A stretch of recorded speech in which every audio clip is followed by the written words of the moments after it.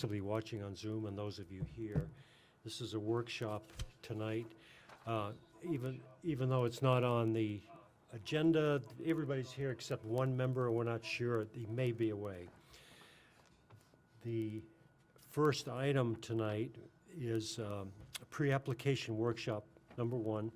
It's a review of a three-lot minor subdivision proposal for a 13.26 acre parcel located on Blanchard Road Extension, Tax Assessor Map R08, Lot 68I, owner applicant Stonewood Land LLC, represented by Kevin Grant, PE, Sitelines, PA.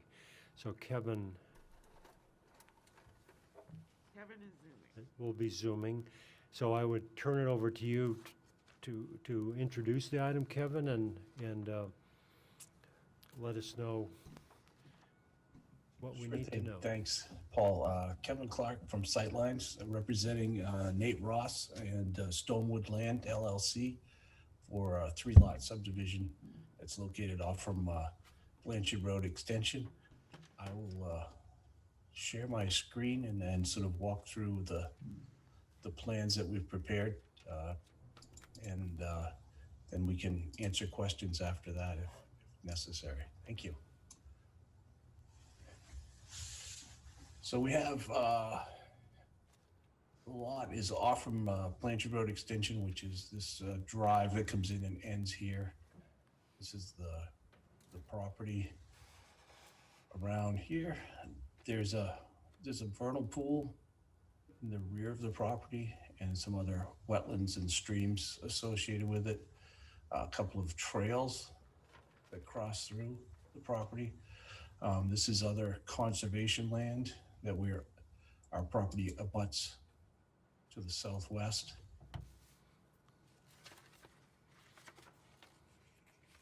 So those are sort of the existing features. I've also got a sheet here that demonstrates the topography of the site, which obviously there's some higher building location spots, and that's where the test pits are located, and it slopes down towards these streams and wetlands and generally towards the southwest. We've provided a photo overlay sheet so you can sort of see what areas may be. It was all wooded land. It's been selectively harvested. It's obviously former farmland, woodland, so the wood has been cut, I'm gonna say numerous times over the years, but most recently last year it was selectively cut.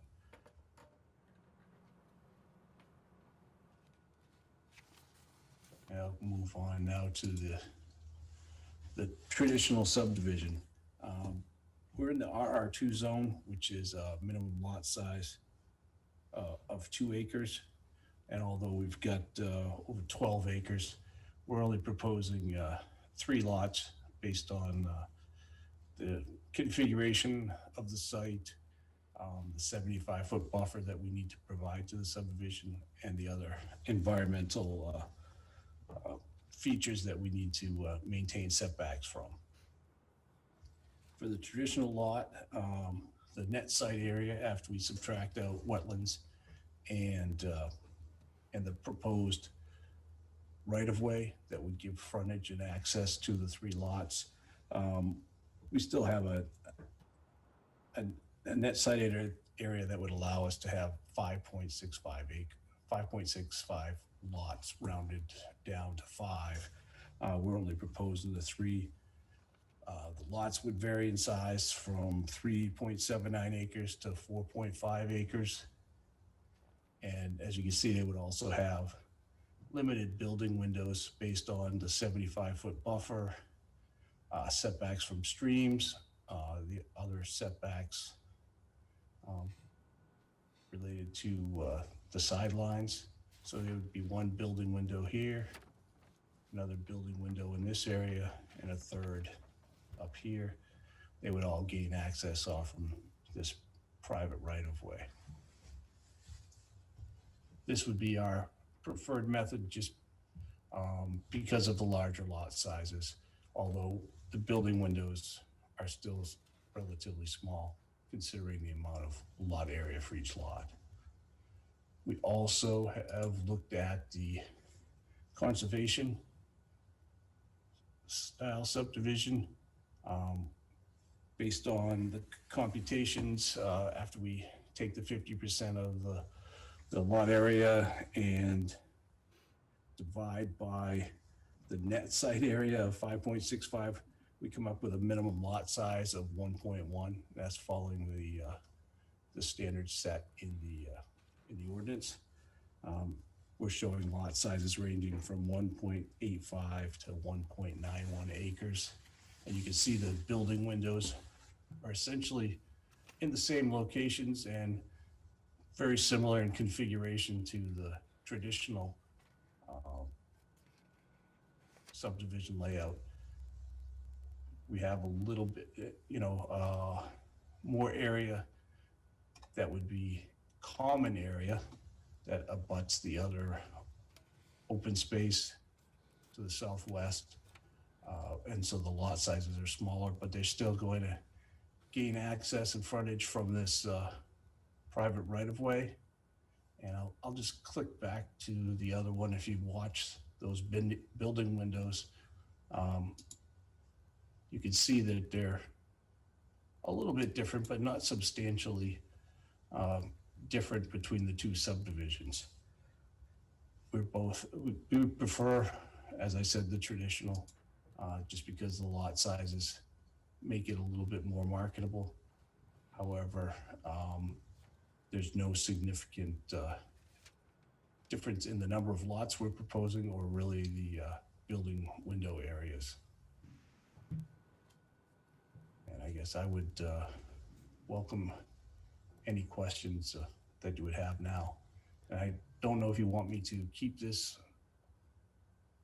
screen shared or if you want me to take that down now, Mr. Chairman.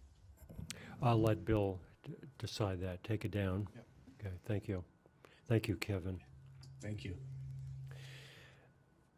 So, bring it to the board. It seemed like the one last point you made was that you feel that the traditional choice makes it more marketable because of the larger lots, yet the envelope, the number of lots and so forth are the same. Could you explain that? Is it just because you think people want larger lots?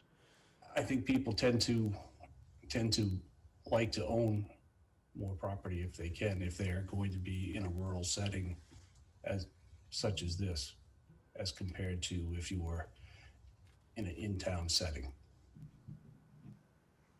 Okay, thank you. Board, for Is there, questions, Jason? which shot in the packet clearly shows the conservation area? I see the border around the outside is larger on the conservation one, but still seems to show the same 75-foot setback. I did a colored version because I had the same difficulty seeing what was open space and where the lots were. So I don't know if this helps you at all, but that's the open space area that would be available under the conservation style versus none here. It's all used up. And the homeowners association ends up owning that, correct? And has to maintain it. That's usually how it's done, yeah. But we have greater rights for public use, basically. The rights could be the same depending on how the approval of the subdivision's done. As long as the applicants say that it will be available for public use, then it can be for public use, even if the homeowners association holds it. Thank you. Here's another printed one if you care to see it. But, I didn't hear if there was a question anyone there. else? Anyone else with questions? I'm sorry, Ann. I'm always looking left. I just have a couple of things. Okay, thank you. Just a couple of questions. Okay, first, when you were calculating the net residential acreage, you didn't take out roads and parking. Now, is that I mean, because that is supposed to come out. It probably makes no difference when it comes down to your 3 lots, but I'll just mention that. Okay, okay. Second, and this is a question that Carla may comment on as well. Can we ask or require right-of-ways to connect trails, even across traditional lots in the traditional subdivision? It's usually done within the buffer area, the 75-foot buffers where trails have connected in the past before we had this type of subdivision, so yes. Okay, so we could ask for that, just do the traditional and then ask for those trails to be connected. Yep. Okay. Yeah, and I think I have a right-of-way across my property, so I would expect that answer. Okay.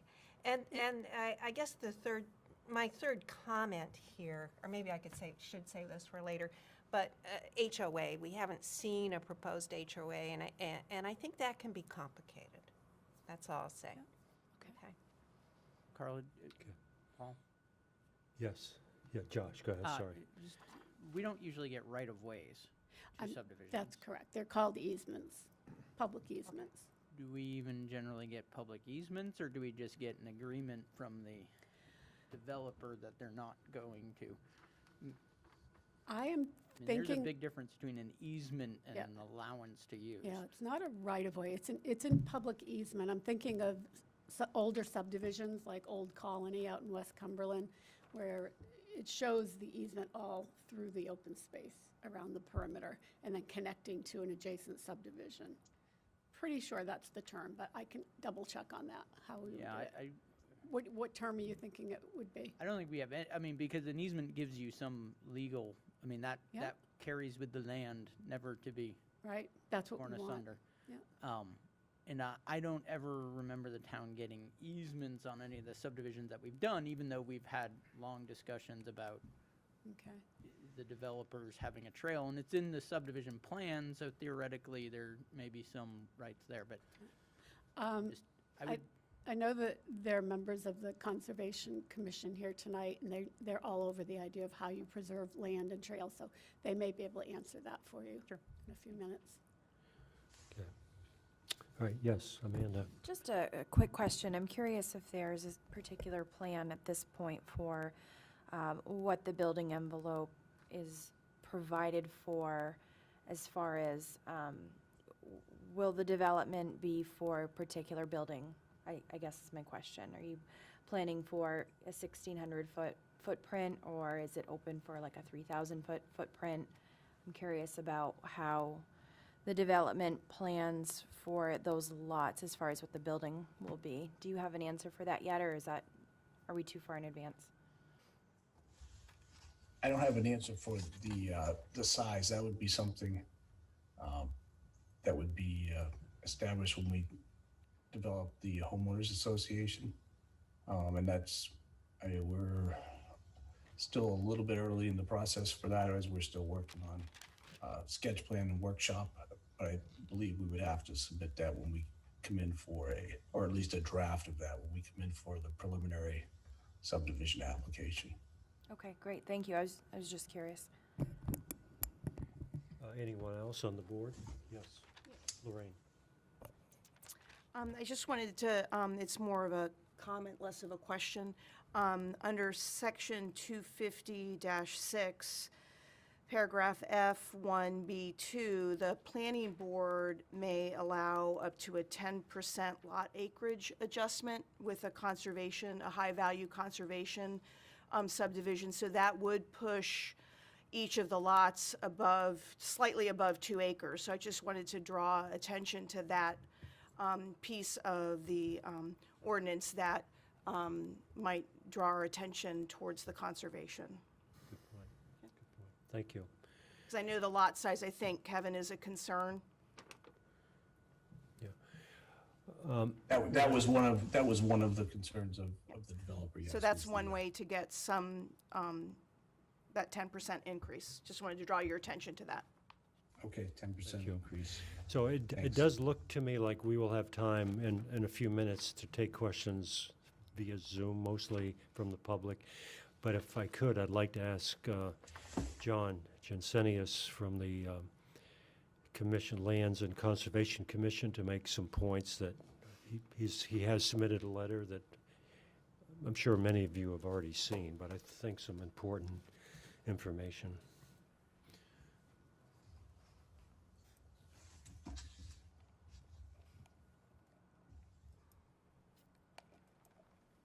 Yes, good evening. John Jensenius, Vice Chair of the Lands and Conservation Commission, and I'm speaking on behalf of the Lands and Conservation Commission.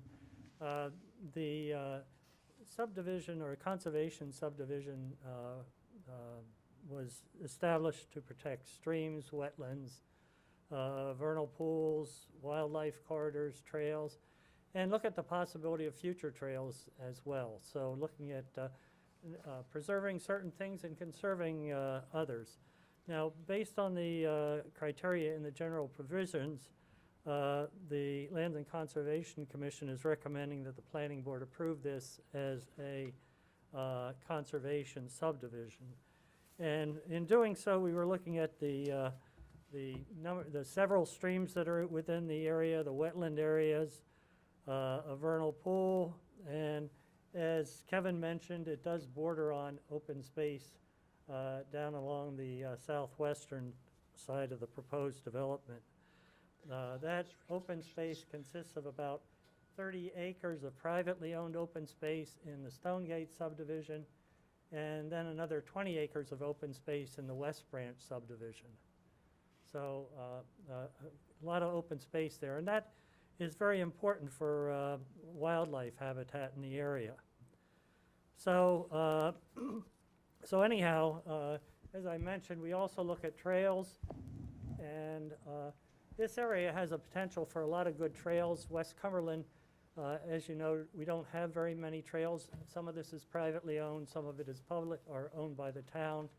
But in looking at this particular subdivision and the possibility of future subdivisions, we're looking at trails. And of course, open space, although it can be regulated as private, it does make it much easier to put trails in there as opposed to individual lots which could be shut down at any time. So, and I will point out that some of these trails actually connect to the town of Gray as well in that particular area.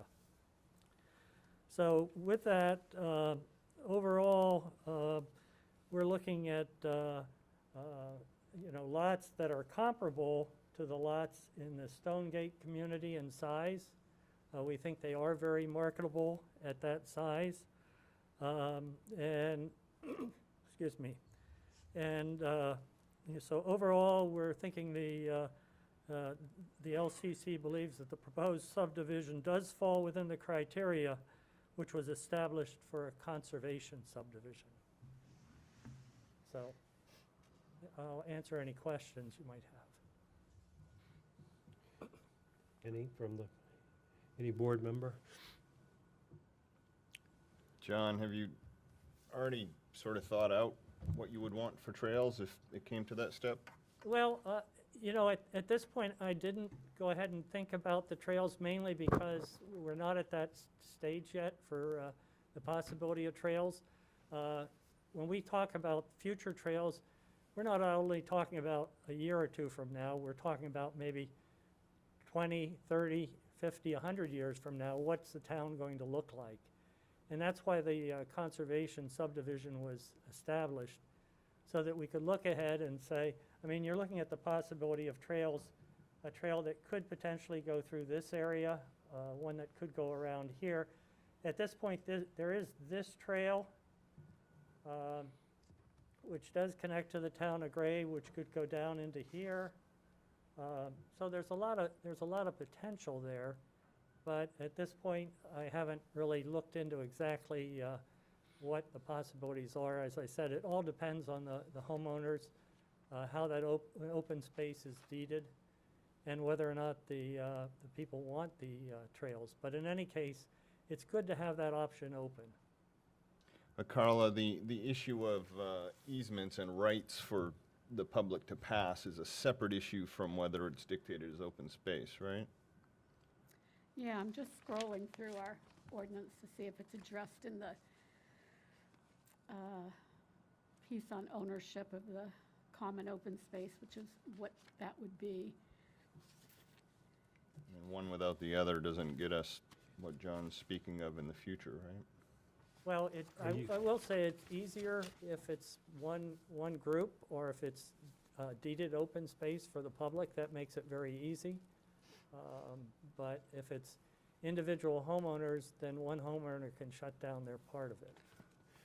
If I could just read maybe what you're looking at, Yeah. Carla. Regarding the open space, it must be protected by a binding legal instrument, which is recorded with deed. And it can be a permanent conservation easement, and a number of other, it's all part of, I won't read the whole ordinance, but a land trust could be part of it. Obviously, it could be private, it could be homeowners agreement. So there are a number of possibilities, but I think your point is a good one in terms of potential. Obviously, the owners would have to decide how to set it up. Yeah, if it were deeded to the homeowners, it has to be protected by a land trust or some other group.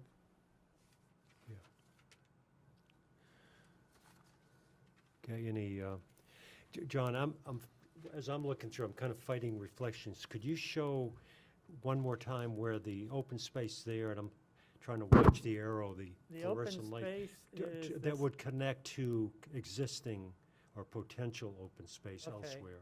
The dark green, or darker green, where the arrow is now, is current open space. The proposed open space is the lighter shade of green, which is right in here. It actually runs right along the boundary through the buffer up to this road.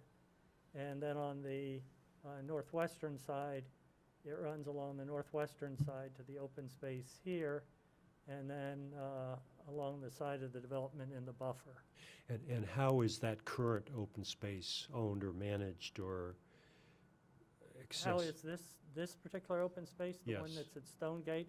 Stonegate is privately owned. So would it be possible, would Stonegate allow potentially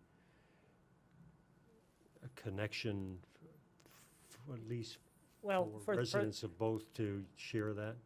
Well, I will say for the wildlife, they don't care who owns it. Yeah, so mainly But- for the wildlife. But as far as for public access, as far as I know, there are no limitations on people walking through the Stonegate property. There's no trespassing signs. So in that sense, the public has access to it. We certainly do not have permission to put a trail in without getting the homeowners association. As far as West Branch, which is down here, and actually runs up through here and around here. West Branch, that open space is deeded to the town. So that open space, we could put trails in right now. Okay, thank you. Thank you. Anything else for John before he finishes? Okay, thank you very much, John. Appreciate it. So we do have time to get some comments. I'd like to, I think Carla sent earlier something that I think is important, that tonight, again, we're just evaluating which type of subdivision we think would be best for everyone involved. And so we're looking to look at whether or not, in this case, conservation of traditional subdivision best suits the land and provides a better layout to preserve natural features and advance such town planning objectives as connection of trails and open space. So we are not discussing water or traffic or any of the issues that will all be addressed in great detail later on by engineers in the town, other town people, as well as ourselves. So I'll look to Bill to see if we have any hands up, or Mr. Chair, you haven't asked for public comment yet, and I think if you do, I will let you know. One thing I will comment on related to a lot of your comments so far, over the past several decades, there has been very little advantage for the town to accept open space because it usually has not been the most desirable pieces of land. It never connected. This is the first time since we've developed a conservation subdivision that it's probably more advantageous if we could encourage developers to deed the open space to the town because of connectivity, because of habitat corridors that John just showed us. All of those things were really never even looked at until we got to the conservation subdivision. So this vehicle, my preference would be if we could encourage the deeding of the open space to the town, because if it's to the homeowners, like John stated, it would have to be to an approved entity, so it could stay in conservation land.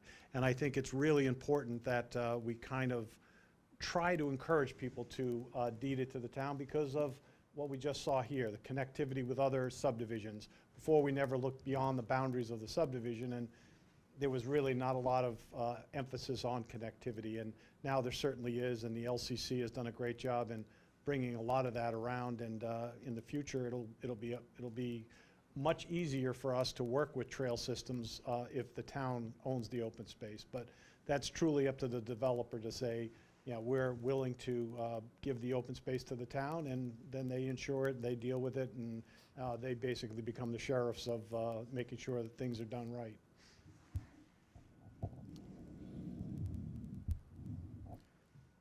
So at this time, Bill, no. No one has their Okay. hands up at this time, so there are several people in the audience. They may be here for the Oh, next. I'm sorry. I'm sorry, we do have a hand up, and I will allow. Somebody in the back does, and Okay. if you would like to, if you could step up and just introduce yourself, where you live, and, And then we'll recognize somebody that is on Zoom okay. that does have all their right. hand Yeah, up. thanks, Josh. My name's Jeff Kalinich. I live at 371 Blanchard Road Extension, so I'm just kind of up the road on the dirt part from this. And I asked several questions via email, but I think probably, the one that's most pertinent tonight is you're talking about a homeowners association and who owns this and who's responsible for it.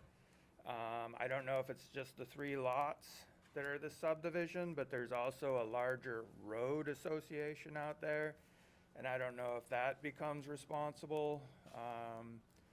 And my concern is a lot what Bill is saying is I'm not opposed to trails and people walking, but I don't want to be the police for those trails and people walking, because people start camping, they start leaving trash and things like that. And if that's what the town wants, I think it's really important for the town to take that responsibility and not leave it to a homeowners association or road association. So I guess those are questions and comments at the same time, but I guess the real question is it the 3 lots that take responsibility for it? Is that really what you're looking at? Well, I think, I'll start, and then other people would know more than I do, but in general, it depends on the arrangement of management of the property. So if the town owned it, then I believe the town would certainly share responsibility. If the homeowners association owned it, then they would be responsible. But that is addressed in our subdivision ordinance that we set up. So I think at this point, I know in deciding between the 2 types, which is what Yeah. we're doing tonight, that to me at this time is not an issue because it is addressed under the management. Well, component. it is kind of an issue to me, because if the Well, I could see that homeowners association includes the road association that's existing, then I would recommend that it be a traditional subdivision, because as a member of that road association, I don't want to, have that responsibility if the town isn't gonna take responsibility. So that's kind of where I'm coming from on this, is that I think it does have some bearing on my recommendation to the town living in that neighborhood, potentially having some responsibility for what's going on. So that's kind of a legal question. Is it just the 3 lots? Or are you looking at the larger association that exists? Because that road extension that goes down is part of the road association. Now you're talking about another, some more road, to have road frontage, and I don't think that's part of the association, but I really don't know. So Yeah, that's kind of where I'm coming from. is Okay, what I understand. Thank association you. are you talking about? Yeah, and I know nothing about the road association. I don't know if anyone else does, or does Carla or Bill I have could try to answer that comments? if you like, Paul. Okay, Can we look at the wider view so that we know what he's referencing? Which Maybe one do you- go back. There was like town shots, basically, or wider shots that would maybe show what he's talking about. Well, Yeah, up, up more, I think so, yeah, right. Well, can we zoom in on that, the town, you can try. up more?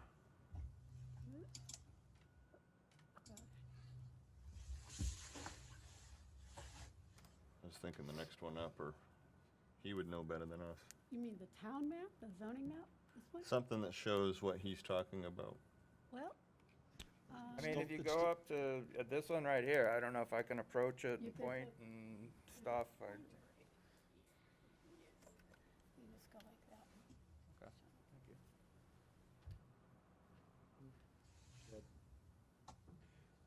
It's there. so I think you would have to be, if you could be in front of the mic, so people at, I believe, even presuming, See yeah. where the dot is on All there? right. It sounds Oh, the like, hand is there. that's my hand. Okay, right there is the Talking about paved, this. that's the paved portion. Yeah, Then you go up and see where it kind of wides off. yeah, Once you get to right about where the open space is, right Yeah. there, right there is where it starts to turn into unpaved. And that's where the road association starts. We have a road association okay. to everybody who lives out there now, that we all pitch in some money Mhm. and we pay for maintenance of the road, whether it be For the gravel, whatever, yeah. some plowing, stuff like that. Now, Blanchard Road Extension proper goes to the right, and I don't know what the new name is. We call that Section B of our road association, or Section C of our road association. Could you again just move a little more to the mic, I think? We call the left the Section C, and that's part of the road association, so everybody kind of pays dues on where they are on the road. We've got a whole system. I can provide an agreement, the road association agreement, if that helps. But, so the land that is part of this subdivision accesses C, which is part of the road association. There's never been houses on it. It looks like it's gonna become fully developed with about 5 houses in the not too distant future. So we have to work out fees, but there were in the past, Piampianos, and I forget the other fella's name, Kibler were paying maintenance fees, and they used some of that money to maintain that section of road, mostly to keep the weeds out of it and keep the vegetation down because it wasn't being used.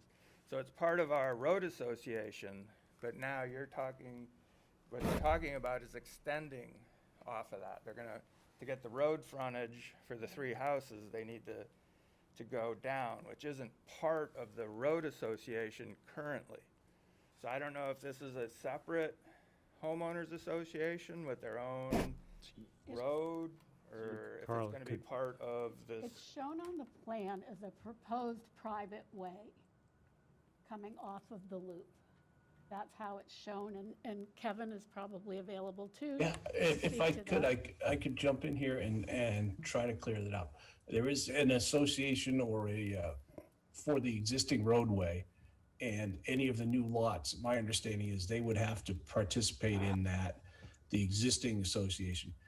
But anything associated with the new right-of-way or trails, open space, would be associated with a homeowners association that was just created for this subdivision. So it would not pull the other existing homes along Blanchard Road Extension into this association, although these would have to contribute to the larger road association that maintains all of Blanchard Road extension. I hope that, that's That answers my a question. little clearer. I think everything you're talking about is with those 3 lots and not a larger group. I Yeah, just Carla. yeah. wonder, when you said it matters based to know the answer to that because of the type of subdivision, I wasn't sure why that would matter. Separate. Because if it becomes, I'm a member, okay, of the existing association. Right. I didn't buy into becoming a land manager. So let's say that the town I see. doesn't You were get worried easements. about the So open if all of a sudden there's open space with Got it. trails, I don't want to be the one that's responsible for what happens down there, because I know people with trails on their property, and sometimes there's campers, sometimes there's kids Okay. doing what kids do, and So you're content that either way, it won't adversely affect your. won't, yeah, it won't, yeah. Okay, all right, that's why I just wanted to make sure. I'm looking out for Jason, my- you have a comment? Bill, Carla, does that potentially cause an issue where we've got, there's open space there with public lands, and people wanted to go access it from that road? You've got public access on a private road? How does that work? That is a little, that is problematic, and the new subdivision would have to participate somehow in the existing road association, and I think they've already addressed that somewhat, but when you see it as a subdivision, there should be some type of document in front of you to show that they have worked through that piece of it. I think this is very early in the process, and I think the Siteline team will probably come back with that document when there's a full subdivision package. I don't know how you would do that. I think it would be difficult because you'd have to have the existing subdivision sign off on that as well. And it almost, then it has the flavor of a public easement, which that would be a hard sell. That would be a hard sell. So I But think it we'd would have be- to look at that more closely as it got closer to be an application. But the public, Josh? if there were trails there, the public would be able to access it via the trails. They may not be able to drive down the road, that's park right. at Right. a homeowner's lot and Right. access the trails, but they could cross the property line on a trail. So I think no matter which way we go, obviously Kevin has heard, I think it's valuable for Kevin to hear your comments and everyone else's. Carla, you had something else? I was just following up on what Bill Shane is saying. If the town does take ownership of the open space, could the town create a small parking area like it has done out in other parts of town? Or because it's coming Couldn't off get of- there, though. That's the issue. Because of the private road? Because of the private road. That's the bigger issue, is Okay. that there would almost have to be a public easement over the whole portion from the end of Blanchard Road extension, the paved portion, we'll call it, over the section that it crosses to get to the open space. So that becomes a little bit more problematic, and that's probably why this is probably going to stay in an HOA of some type moving forward. So, you know, if it were on public roads, it would be a lot easier. But Josh is correct. If they could get there through another trail, it would be fine. But driving there might be a little bit more problematic. Jason? So again, I think the trails and the use and the rights to pass over it are sort of a separate issue from who owns it and whether it's designated as open space. The biggest chunk there is only 200 by 400 square feet, and the rest of it, the little, you know, it's all very broken up, very small bits around the edge. It kind of seems like an awful lot of administration or an awful lot of hoops to jump through if Kevin was in agreement that we could have the trails and sort of get what John would like without, you know, the rest of all the hoops to jump through. And correct me if I'm wrong, but it seems like it's not very usable anyway. It's very likely a lot of it is wet, and it's not a very big chunk there at the top. It's kind of like we could have our trails and not have to do all the extra work. Well, I think the other portion was the habitat piece, too. It's not just always about the pedestrian trails, it's also about maintaining those large tracts of land for habitat corridors. So I think they both go hand in hand. Sometimes it's going to be all habitat, and sometimes it might be all trails. So, Bill, you said you have somebody in the Yes. queue that we could, Yeah, Here. Waltrip at Maine EDU. He's ready to go if you're ready to hear him, Mr. we Chairman. are. Thank you. Okay.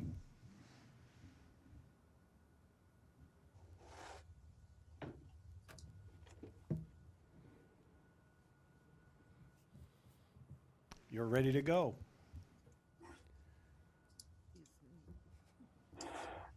Hi, thanks. I'm Shelton Waldrop. I live at 320 Blanchard Road, and it's a little bit difficult to separate some of the issues. And I know that you want to. This is early on, and you want to get to the question of something like traffic maybe at a later date. But for people who live on Blanchard Extension, in the last 20 years, we've seen an enormous number of cars, a lot more traffic coming down the street because of the two small subdivisions at the end.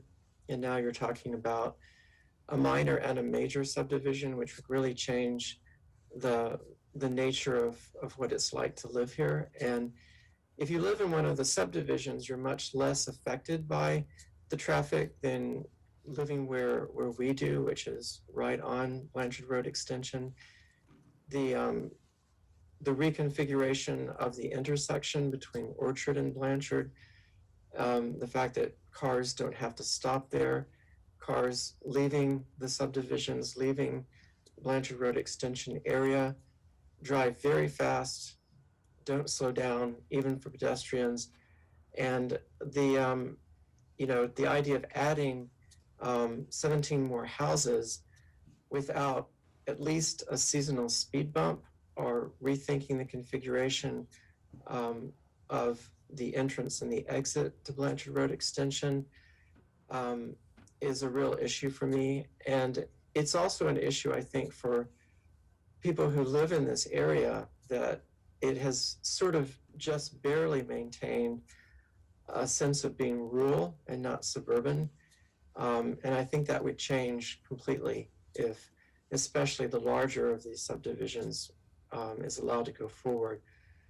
For the smaller one, I am also very much concerned about the environmental impact, and I'm surprised that there hasn't been more discussion of that, not just in terms of recreation, but in terms of what it means for these wetlands and the various species that use them. And that alone, I think, is a point of some importance. Thank you. All right, thank you, Walter. Bill, is there anyone No one else. Anyone else? Okay. No one else here. John?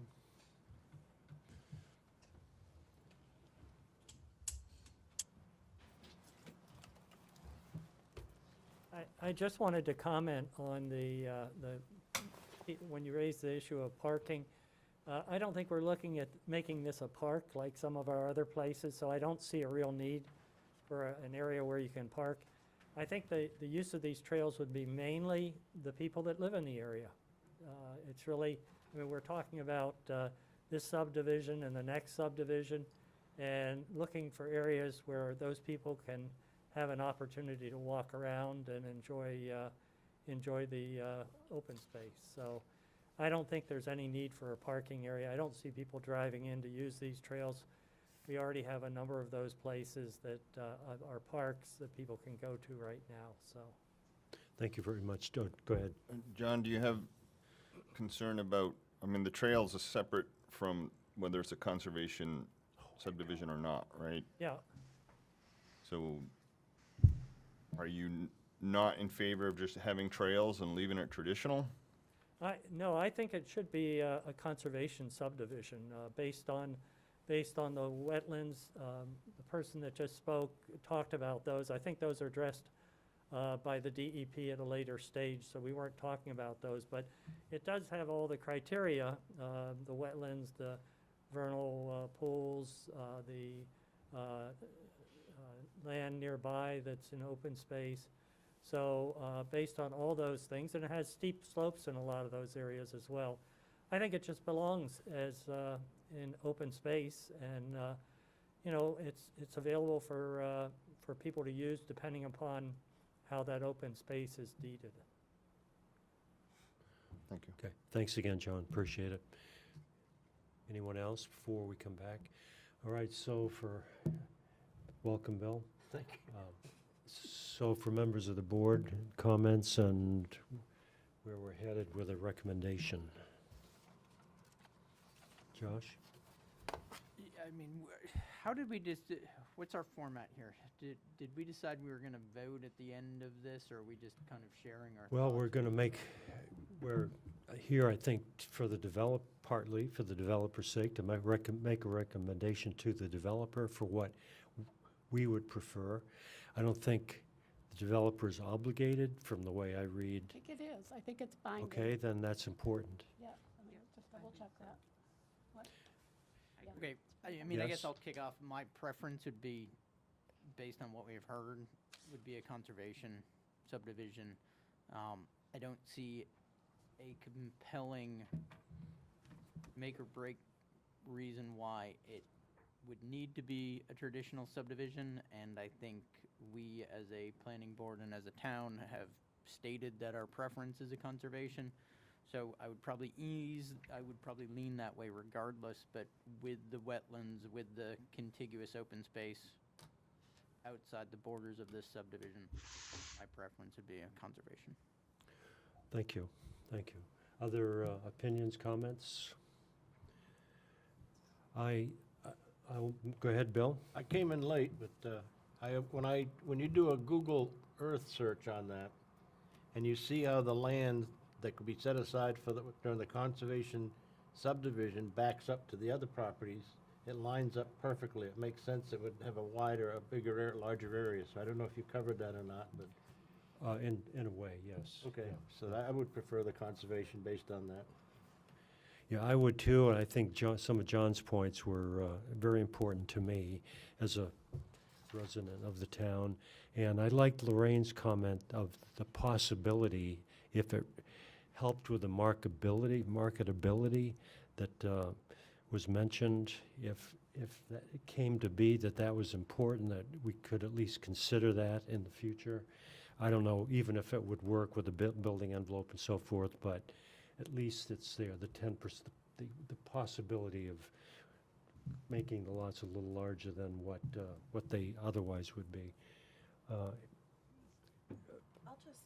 I'll add to that. That's a good segue. I think the concern about marketability is not necessarily accurate. I think homeownership and buying a new home or buying land to build on is actually becoming incredibly unaffordable. So the larger the lot and the greater the acreage, the more unaffordable it becomes. So I think that a lot of homeowners would actually possibly find just as much solace in having the surrounding area be conservation and still have almost 2 acres. I think that is what leaves the lots.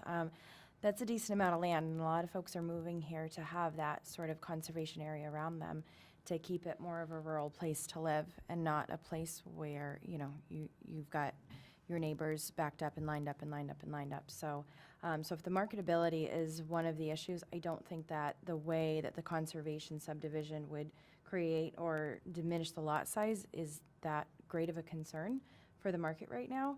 And again, I think that the size of the acreage might actually deter people from being able to afford to maybe make a purchase in that subdivision. So that in conjunction with the comments about the importance of the conservation, I would be in favor of the conservation. Okay, thank you, Amanda. Any other comments, Lorraine? Yeah, no, I was just going to say that I am also in favor of the conservation subdivision, but having recently purchased land within walking distance of the town center, and it's more than 2 acres, I mean, it was desirable for us to have some land. So I understand the concerns of the presentation for marketability. So but I think the 10% adjustment, if we are allowed to do that for this would help in that regard, to make that, I think, bridge the gap between the traditional and going into the conservation in terms of lot size. All right, thank you.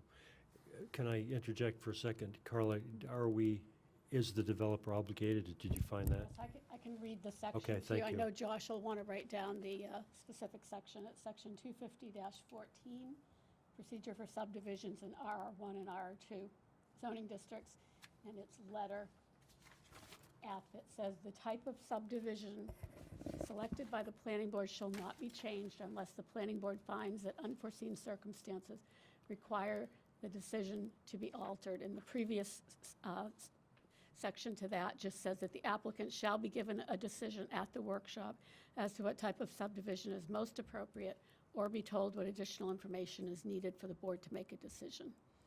The planning board shall specify its writing and its decision within 10 days of the workshop, which is Thank you, normal Carla, for a thing. thank you. And just let me make one other comment before I forget it. So comments, we've received a number of letters. I have all the letters, we've all read the letters. We will deal with a lot of that, including traffic that Walter mentioned. We're concerned about all of that. Some things we can do something about, others we have no authority whatsoever. It's the ordinance that is the authority, and we try to judge acceptability and compliance with the ordinance, just as a reminder to those watching who think, we're avoiding other issues. We're not. We'll deal with that later. Jason? I don't really feel super strong either way, but I will say that I don't think this is sort of what the conservation subdivision had in mind, having been part of the process. I feel like, that was when we had 20 houses and instead of staggering them out, we sort of clump them together, and then we leave, out of the 50 acres, we leave 20 acres in the middle, beautiful, and everybody takes care of it. I think that's what I had in mind when we came up with the conservation subdivision. I think realistically, it kind of doesn't matter which way we go as far as how this is used. I think that's what's left over in conservation. It's steep and wet and likely is not going to look any different whether it's in conservation or not. I think we sort of have to think about what we want as a town as far as trails too, because do we really want to be threading the needle between houses and putting trails right next to people's bedroom windows, which is kind of what might happen in this case. So I understand the desire to sort of grab it and keep it open. I think it's going to be open regardless. And I think the trails are a separate issue. So I fear that if we keep doing this on little subdivisions of 3 houses here and there, we're going to end up with an awfully funny looking map of open space and could become, especially if the town owns it, an administrative nightmare. And are they really great trails if they're weaving in between houses and that sort of thing? So I guess I don't feel strongly either way, but I just don't feel like this was what the conservation subdivision originally was created for.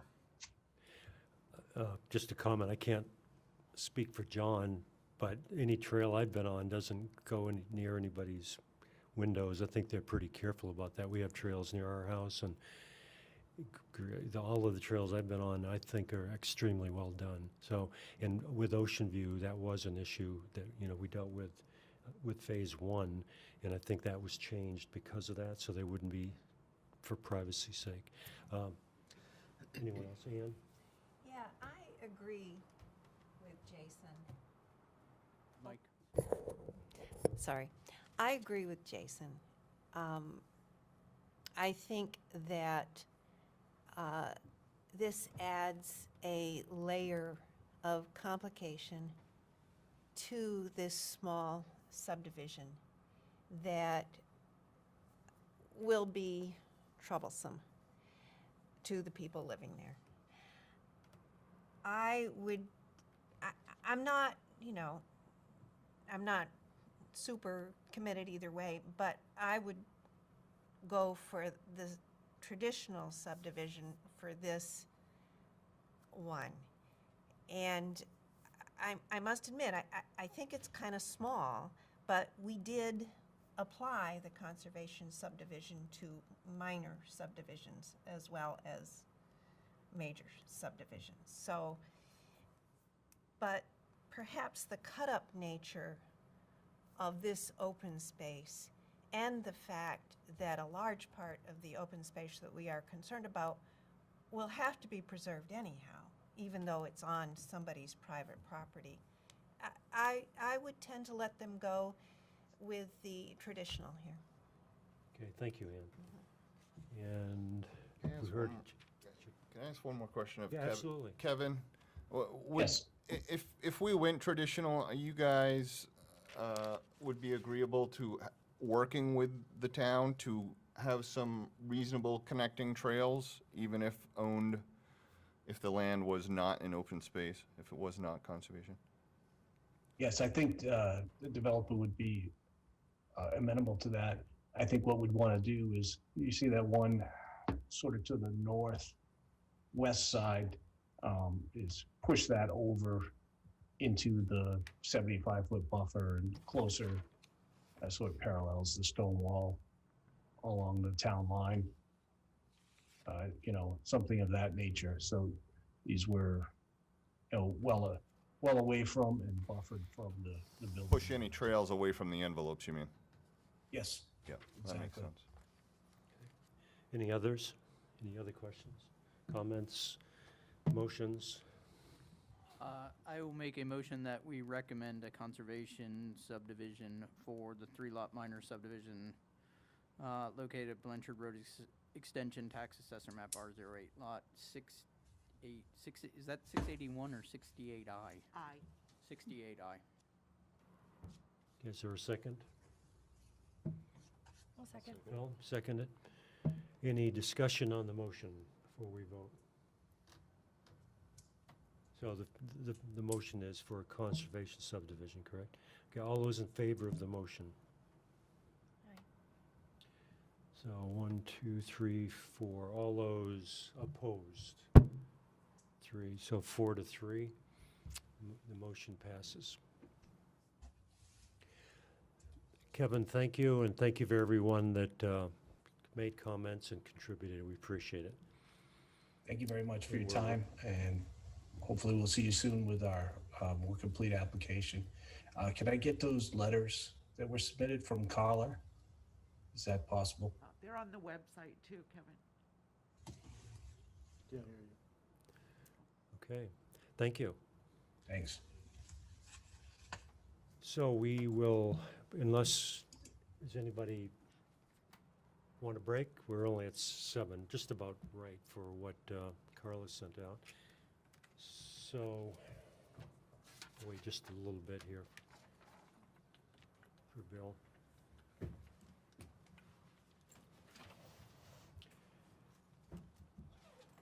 Ditto break. So Bill, eventually you'll have Travis up for the second item? Okay, I thought. here. Okay, very good. So I would like to just introduce the workshop number 2. It's a pre-application. It's a review of a proposal for Blanchard Oaks, a 14-lot major subdivision proposal for a 51.7-acre parcel located at 365 Blanchard Road Extension. Tax Assessor Map R08, Lot 68A. Applicant is Axelson Stonewood Land, LLC, represented by Travis Letellier, PE Northeast Civil Solutions, Incorporated. Welcome, Travis. Welcome. I Yes. think she's just bringing up my, Yes, yep, take your time.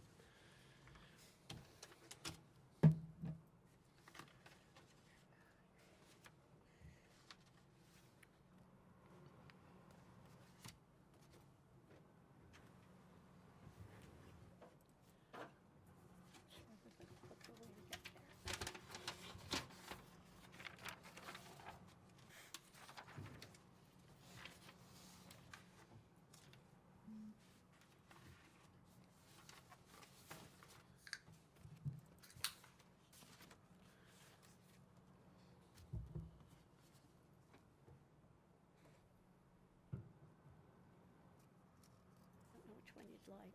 so the first one. Okay, you just Thank you.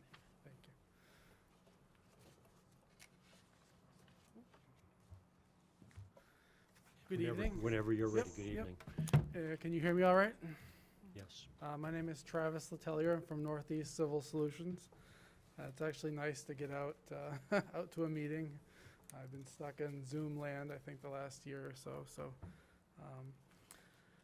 So the lot is, like was introduced on Blanchard Road Extension. The overall property shown here is just over 51 acres in size. Chris and Mandy Axelson have a purchase and sales for 44 of those acres, which will carve off a lot here for the existing owners of the lot who live in this house right now. So the majority, the subdivision lot will be the 44 acres that surround them. As you can see, there are a number of wetlands on the property, just over 5.35 acres of wetland. There are 2 jurisdictional streams that run through the property, along with 3 vernal pools that are identified on the property. All in all, I included a calculation of the net density within my application letter, and the 44 acres will net about 18 lots for a net density. Our proposal is looking at I counted this as the 14th lot, but really it's a 13-lot subdivision on the 44 acres that are being carved out.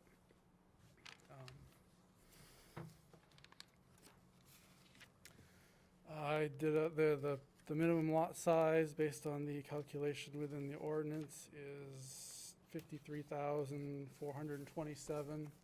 I believe the smallest lot that we have proposed is in the 55,000 square foot range, and I think there's a couple that are a little over an acre and a half. We are proposing a few large areas of open space. This is a conservation subdivision, so this parcel in the back is just over 16 acres. There's also open space along both sides of the road coming into the property. We are proposing a thin strip of open space along the property line here, which will connect to open space within a development to the north. And I believe there's also open space to the development to the south as well, which the open space on this property will connect to.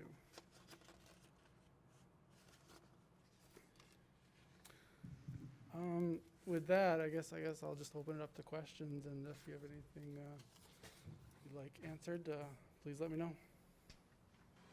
Okay. All right, the board, any questions or comments?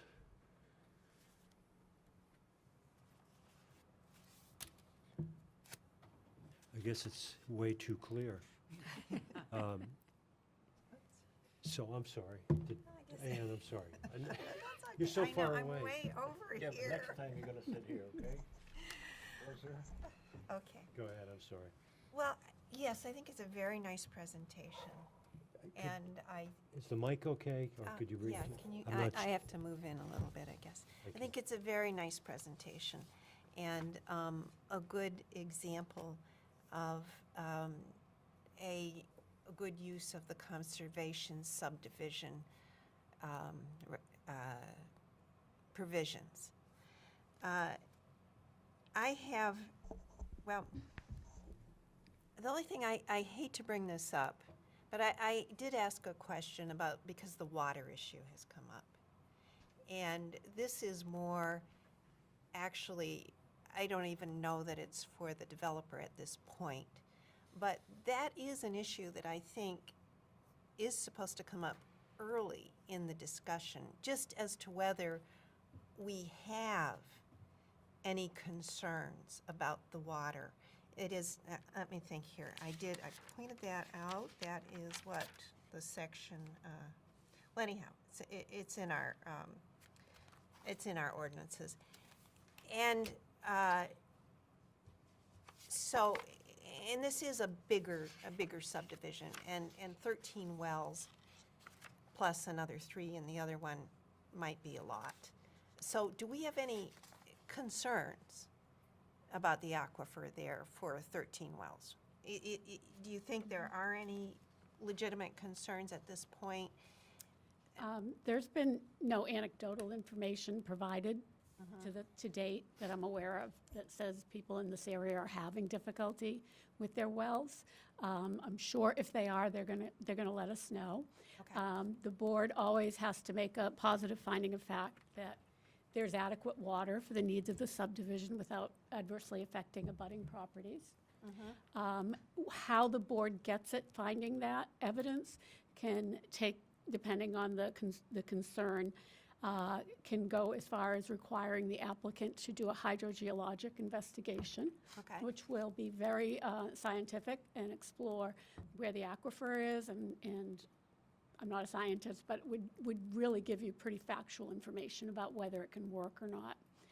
I'm not sure that having the houses closer together in a conservation, which is what they're proposing, would Right. make a difference. Were you Probably thinking not. that at all, or?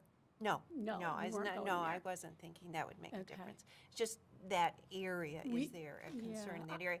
I've not heard anything. I don't know if any of the letters that have been received talked about water supply, did they? They did? Okay. You And know, Lisa Churchill sent a letter, and she's a licensed Okay, geologist, I believe, which we'll be discussing later for sure, okay. Right. which you'll be aware of, Travis, yeah. And I'm not sure that she has anything specific in here that's, but But a lot of She- data, a lot of she raises good usage. issues. And I think, Carla, what you said is probably what we need to do, is to have a good hydrogeological study that shows there is no problem I think so. later on. Yes. Okay. Okay. Okay, yeah. Anyone else at the time? Yeah, Jason. I think this, I agree with Ann, this looks more like what I had envisioned for open space and the conservation subdivision. Do you have another proposal? Have you drawn it out as traditional, or is that not even an option? We have not drawn it out, no. This was our initial thought on the property, and it works out, I think, really well. Going over to the sort of this side of the property, you run into the major vernal pools, which, have their setbacks, and, going across another stream would just, obviously cause a little bit more environmental impact. So we tried to keep our development to the upland area between the two streams and keep the wetland impact to a minimum. Is that good? Okay, You're thank you. good? Any other questions? So at this point, I'd like to, if I could, invite John. He has, again, submitted a letter, and he'll highlight, I think, points in the letter. Again, if you'd introduce yourself for those now tuning in.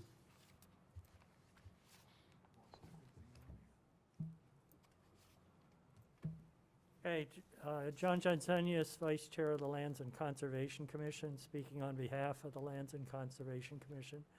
As far as the proposal, we're in complete agreement on a conservation subdivision for this development. Like the other one, it has several streams, wetlands, 3 vernal pools, and it borders on neighboring properties that have open space as well. And you can see from where it's located, there's open space in the Orchard Road development that it borders upon, and open space through these corridors around both Stonegate and West Branch. So there is the potential for trails as well. Again, one of the things that we particularly like is the 16 acres of habitat, open space that's a large area, good for wildlife habitat. And in the early stages, we got some informal comments to them which they've included in their initial plan. One is for an easement that runs right through here between these two properties, so that all the properties have access to the open space. So just something that we thought would be good for the properties, and they've included it in the plan. The other thing that we suggested was it might be a good idea to have some connectivity, and as was mentioned, there's a 15-foot wide corridor of open space that runs along the southeast edge of the property that connects the open space in the Orchard Road development with the open space here, and then further to the southwest to the other properties.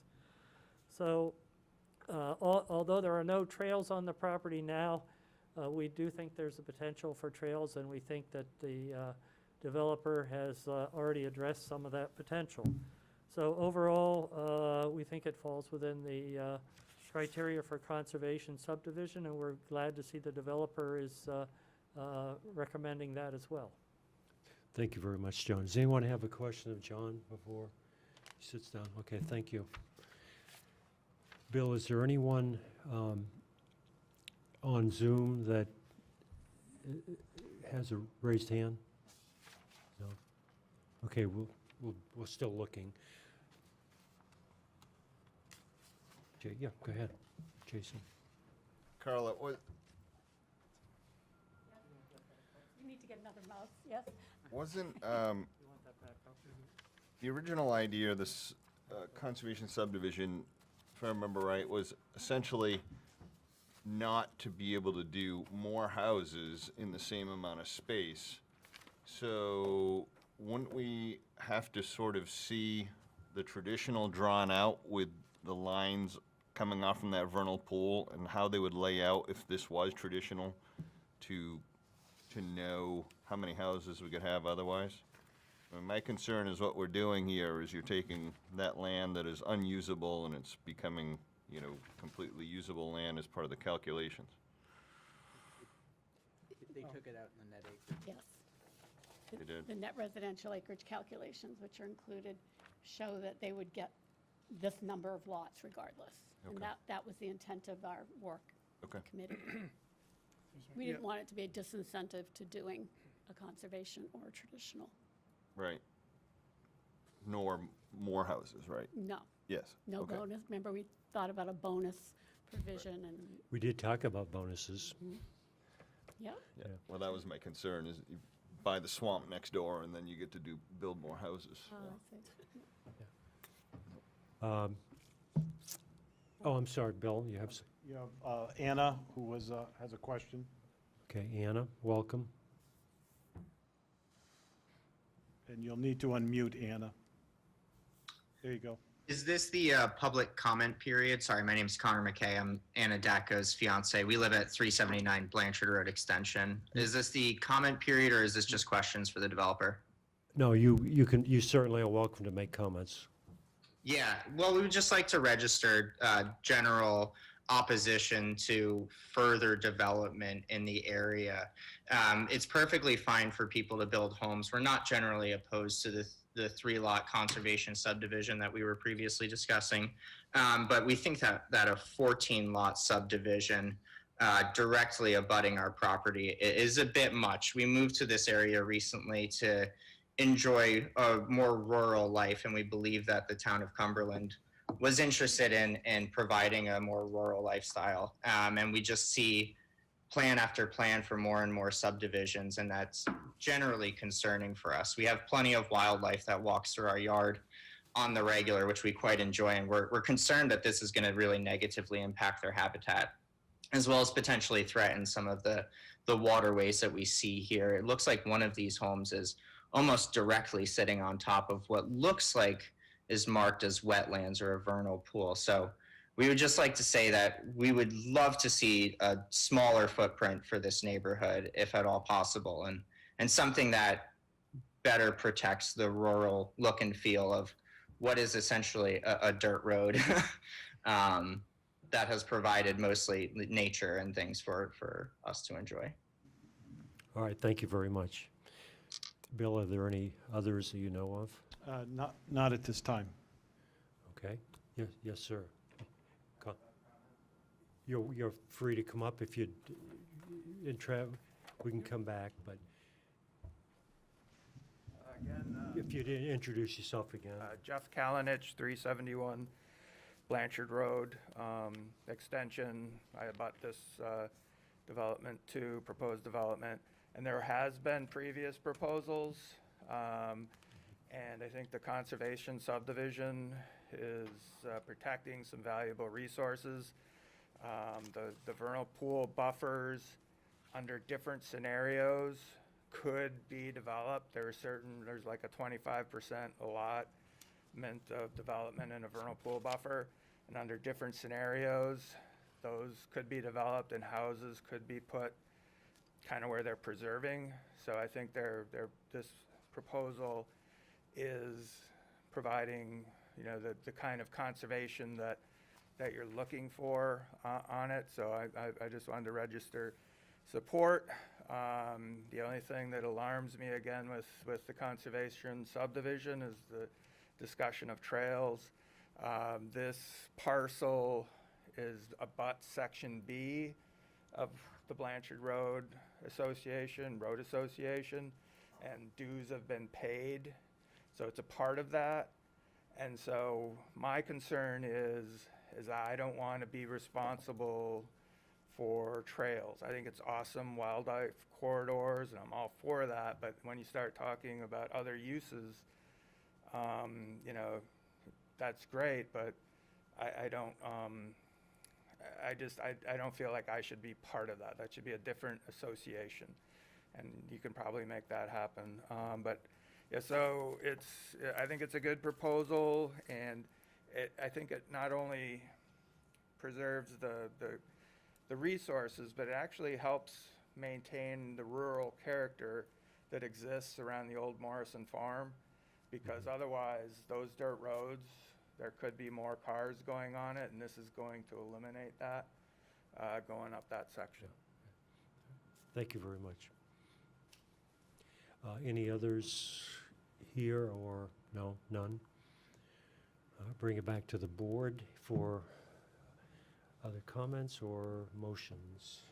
I guess sort of in a similar vein to the last one, again, I do think, while I am not willing to say that I don't want to see conservation easements on smaller, minor subdivisions, I do think this is where it really makes sense, both for the developer and for us. It lets the developer condense those lots, not have the infrastructure cost, and gives us more open space.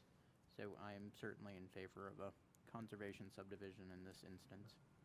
Yeah, just, Travis, it seemed like I read somewhere that you would, this is jumping ahead a little, but the dead-end road would be longer than allowed, and Yeah, is that true? Okay. so And you don't, again, that we'll deal with separately, but I just wanted to, any comment about that, or? yeah, I can address that.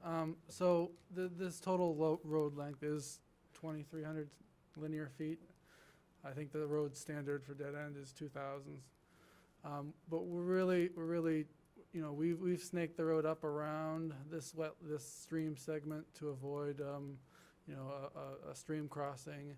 And then we've also, this initial portion of road is nearly 500 feet just to get into the development. We've avoided any house lots within this sort of initial portion, which has probably the most sensitive environmental area. So we are hoping that along the process we will be asking for a waiver on that standard, just because of those two factors. Yeah, okay, thank you. Yeah, Jason. At this point, what's the thought on the two big pieces of open space as far as ownership? We haven't got that far yet. Sorry, but I think we would be open to giving that over to the town if the town was obviously we haven't gone through everything, but if that was an option that the town was recommending, we'd seriously consider it. Thank you. Okay, all right. Any others?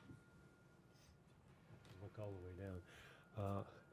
Are we set for a motion?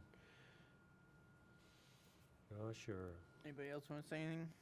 I make a motion that we recommend a conservation subdivision for Blanchard Oaks, 14-lot major subdivision on a 51.78 acre parcel located at 365 Blanchard Road Extension, Tax Assessor Map R08, Lot 68 Alpha. Second. Second, okay, there was a second. Any discussion on the motion? All those in favor of the motion? So it is unanimous, Christina. Thank you. Thank you very much. Thank you Appreciate very it. much. Thank you. We look forward to seeing you back. Right. And I know we have something to sign before we leave, right, Carl, over Yes. on the other side of the room? Yep, there is the numerous sheets from the Ocean View 2 plan that was approved, and so just be sure to systematically go through each one. I spanned them out so you could see which ones. Okay, all right, thank you very much. One quick thought about, I referred in my letter but to site walks, and we haven't done one in a long time, and I know that a lot of towns are getting away from physical site walks because with drones and information that can be available through other means, a picture of the land can be gotten without walking through the woods and so forth. So I just wanted to have you folks start thinking about what your view is on that. I mean, in one regard, it's nice to get together with the board and the abutters and walk through the woods and see the topography and so forth, but it's not a requirement anymore. Okay, any, got something to think about, Ann? Ann? Yeah, I like sidewalks. I think it's great to actually, feel it, see it. And I would wear a mask and stumble around because I couldn't see, but Well, you have to bring your dog, the golden retriever. I like them except for February. Yeah, Right with that. I mean, I think there may be times when we might not need to do a site walk, and I certainly wouldn't line through them and say we never want to do a site walk again.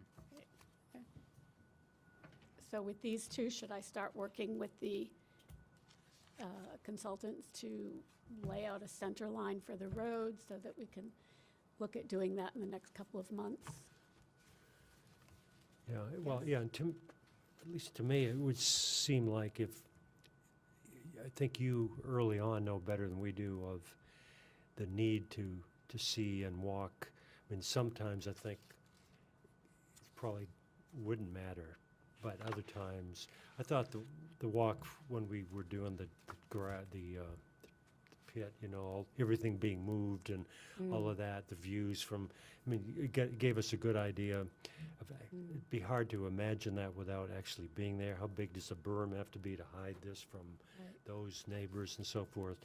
Other times wooded, like this last one, I have a friend that lives over there, so I'm very familiar with the area, and until the trees are cut, sometimes it'd be very hard to have a clue where, and you couldn't even, hardly could get in and not see anything. But if you thought, or if somebody knows it, or knows the area, or knows that this could be worthwhile, then great, but I don't know That's true. what other. That Yeah, go first ahead. subdivision that came up tonight, when you look at Google Earth, you can see how thick the trees are in that one area. That would be hard to walk through that area probably, with all the wetlands around there too, so. But Yeah, we can Ann, make would it you by like to exception. I like them though. Yeah, I do too, yeah. Yeah, I was just going to say, on a minor subdivision, when does that come back to us? It comes back to us when it's final, right? Are you talking about the process The for a minor process. subdivision? Yes. So the ordinance allows for a minor subdivision to go right to approval. Major subdivisions have to get preliminary approval and then Right. final approval. So it's at least 2 meetings. The reality is, it's almost always at least 2 meetings, even for a minor. Bill, thank you. Right, With major, there's sketch plan too, right? Correct. right. Although I thought we were doing sketch plan for minors as well. I don't think I think in the ordinance, it only says sketch plan for major. Okay. Right. So that gives us Didn't more, we just do sketch plan? Not technically, no. So I'm going to say, with a minor subdivision, do we really add much if we take a site walk, even though I like them? But does it really add much? Can we add much? I think it would depend on the Yeah. land. It's something we just, I think, need to live with. This is the first night we've really gotten our teeth into the conservation subdivision. And maybe that's going to make it easier for the board to kind of assess what's out there, because True. we're going to be looking at it so early on. I will stay in touch with you. I'll stay in touch as I do with the consultants, and we'll figure it out as we go along. Okay? All right. Thank you. Mr. Chair, may I just interject one thing, because Yes, sir. I was stuck over there on the Zoom pad, which was interesting tonight. But the conservation subdivision came from the comprehensive plan.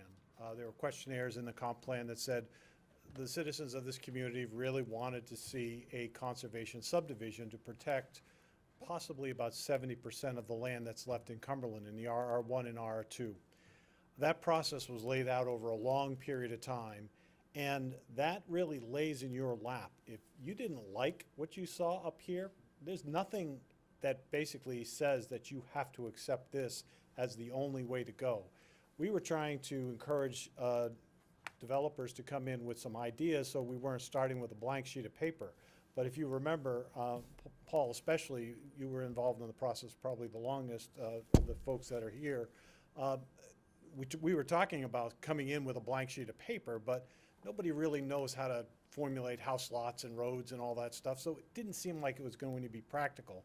But the intent was that the town wanted to see this go forward, and not as an option to the developer, but what made most sense to the planning board based on what came through the comprehensive plan.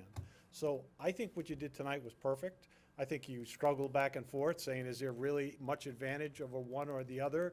And I think that's going to happen a lot, but you never have to settle on what's before you. If you don't like it, just say, you know what, we want to do a conservation subdivision, but you can't use all the farmland, or you can't cut all the trees down. You have to come back and be a little bit more creative than that. Yeah. So that's something that Carla and Bill have tried to flush out a little bit in the early stages for you, so that something that is actually buildable can come back. Because personally, I would like to see much smaller lots and even more land left in conservation. So I think it was a good start out of the gate. Yeah, the home team came out 2-0, but that's okay. I was really happy the way you guys landed. The 4-3 vote was not so great, but that's okay.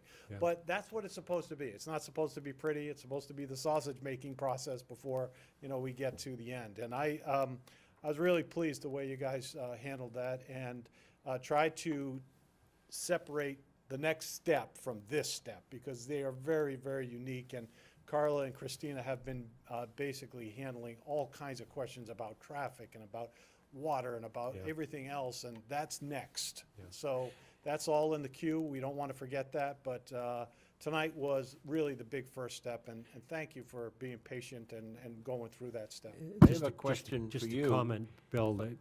Go ahead, Bill. If I didn't show up, it would have been 3-3. What happens if it's 3-3? Does it fail? It does. Thank you. For me,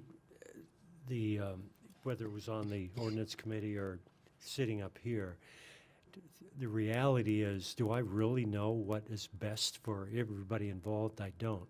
But tonight, I thought John, earlier, I'd read the letter a couple times, really had some important points, and I sort of agreed with those who said the traditional is all right. I could have said, okay, it probably doesn't matter. It's a small, I agree with that. But John's point I thought was really good, and I respect what they do. And they probably know it better than I do. They're out there, they've done the trails, they know the area, they look at vernal pools and so. Would I recognize a vernal pool if it wasn't pretty obvious? Probably not. So it is hard, and I appreciate your comments that, we'll struggle. And that's okay. That's part of why there's 7 of us, right? That's And exactly Bill, it's a good thing you showed up. Yeah. Or either way, whether it was Maybe. 3-4 The or only- 4-3. The only thing I would say, though, and I get, it doesn't, conservation subdivisions, I don't think make quite as much sense on small ones, But you gotta think about too, like, okay, what happens if the very next, the budding property goes to a minor subdivision? What happens if the I mean, to some degree, we can't choose to have only large lots go into subdivision. And so if we start stacking up these open spaces, yeah, it could become a nightmare, but what it might also become is, then the next one has abutting land that you can put in open space, and that open space gets a little bigger. Good point, Josh. I think you gotta think, I mean, we can't focus solely on that one site. Right. Because we don't get to choose the site. We only get to choose what happens to it. And I think We don't even really get to choose. when we were looking at the first workshop piece, it was hard, I think, without like a site walk or having the Google Earth to go, okay, and Jason, I think when you spoke, it was kind of like, is the vision to have, eventually all of these small pieces of open space create this larger vision for the community where they all somehow over time become this connected space that the community can use. And I think that's the challenge as we're looking at these kind of one at a time, is how do you envision that smaller subdivision becoming part of the larger plan, which is these continuous pieces of property. And so yeah, I was kind of, Jason, I think that's what, when you spoke, and then Ann. Yeah, it took me a minute. I had to visualize your name. When Ann spoke, that was kind of, I was kind of like, okay, how do we apply this conservation plan to the larger vision for the town? So that's where I kind of was like, the site visits, I think, would be helpful to see where we are and what's next door. So. Bill, I think I've asked you this in the past. Are we on the air? Yes, we Yep. are. One of the things that the Conservation Commission's doing is putting together sort of a conceptual green belt map for the whole community to do what they're talking about. When we might get that? Well, there's two sets. There's the forestry plan, and then there's the trail maps. The trail maps are trying to connect all our open spaces and trying to define easements that would be desirable to try to obtain, because right now we can basically walk almost from the water at Cousins Island to Falmouth across maps that our neighbors, our trails that our neighbors are producing, we're producing, and working together and trying to create that connectivity internally in the community, but also externally to our neighbors. And that, John Jensenius is doing a phenomenal job. We're probably a couple of months away from, if you go to the Falmouth website, they have done a phenomenal job with their trails there, and you can go to every park there. We're only a few months away from having the same type of plan. We'd be happy to present that to the planning board. The plan, the LCC, only a few years ago, we're down to about 3 members. Today, we have over 30. So they are a very vibrant committee. Monday night, they'll be putting together the climate action plan, if you get a chance to watch that, either on YouTube or on Channel 2. I think it's very, very progressive for the town of Cumberland, and many towns around us want our plan, because we're starting to address climate control, and how are we gonna deal with some of these climate issues that face us. And these guys have been phenomenal in doing this, and they are dedicated, and every group that's in this LCC has really brought something to the table that is valuable to our community. I think it'll be kind of almost the foundation of what would be in our next comprehensive plan. So thanks for that, and we'll look at future agendas that aren't packed with 5 other items. Yeah, that would to be kinda helpful for us to squeeze. see that. Yeah, to I'd see the ask John big- and Mike and Denny to come and just kind of talk to you about it. We're talking about carbon sequestration, about basically dedicating about 200 to 300 acres of our town forests so that there are no cut zones, so that they can be used as a carbon offset in our community. Our community basically is on the plus side of that. We could actually sell carbon offsets because we have so much of our open space in forestry. We have over 1,000 acres of town-owned land right now that This group is really trying to protect and really trying to protect for the future and many future generations.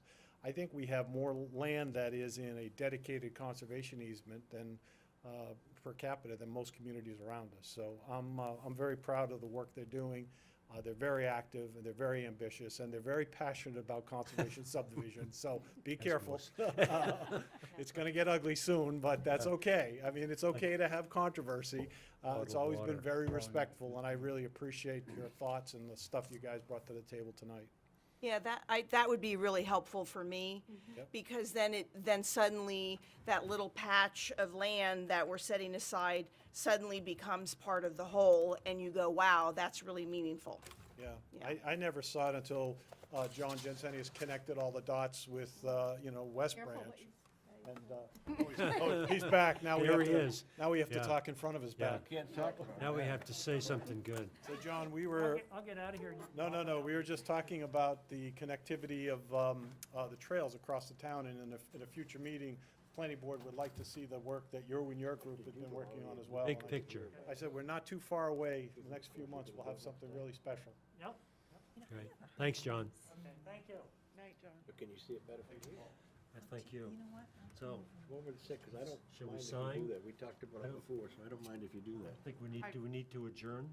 Adjourn, yeah. Officially, anybody have a motion? Adjourn.